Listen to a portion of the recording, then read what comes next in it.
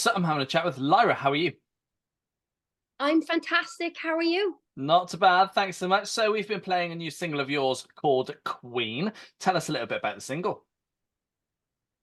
So this song was like a real turning point in my life. I just came out of a really long relationship where basically I got dumped because he wanted to find someone he could have an intellectual conversation with.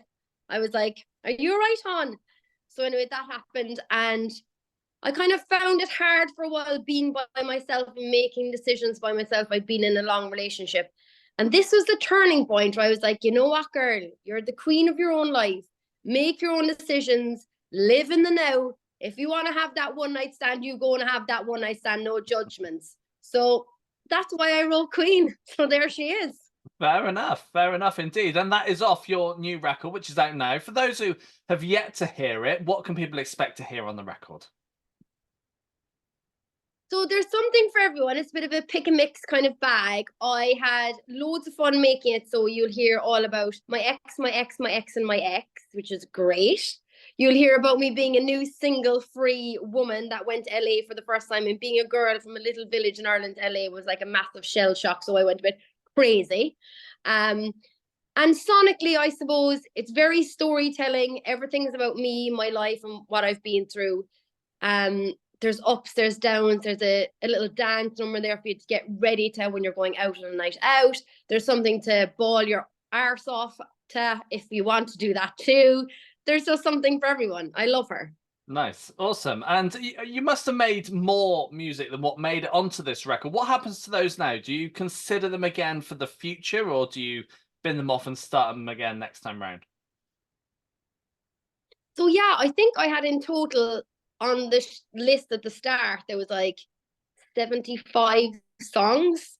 So it's keep whittling them down and Mm. down and down. And then I was thinking about putting out like a double album, and then everyone's like, nobody puts out double albums as their debut album, pipe down. So it was hard to whittle her down, I'm not going to lie.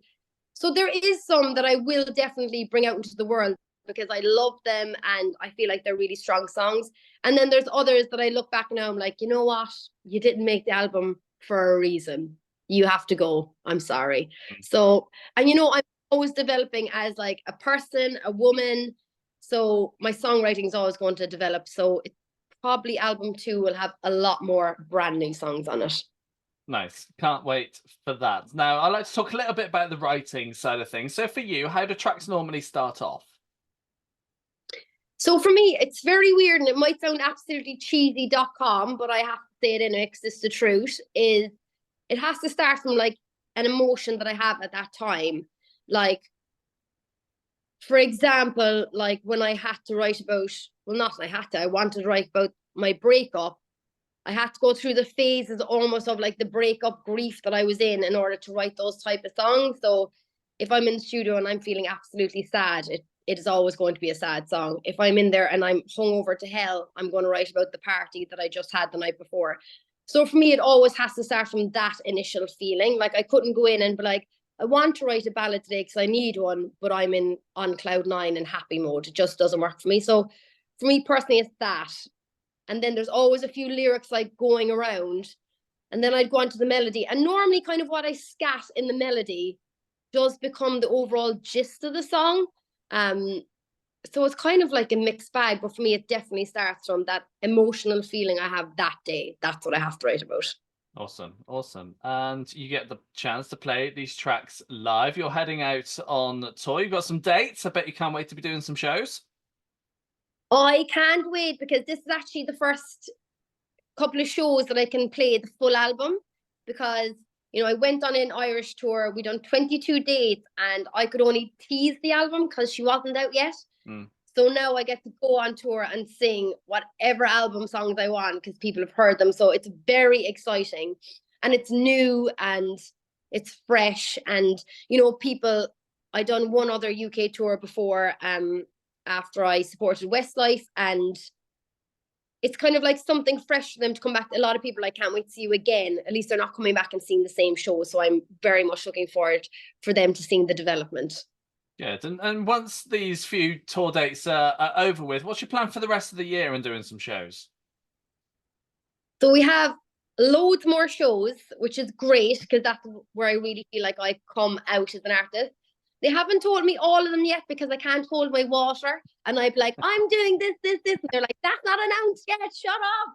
So, you know what? Your guess is as good as mine, but I was told to batten down the hatches. There's no summer holidays. There's no bikini body getting ready here because I'm going to be on the road.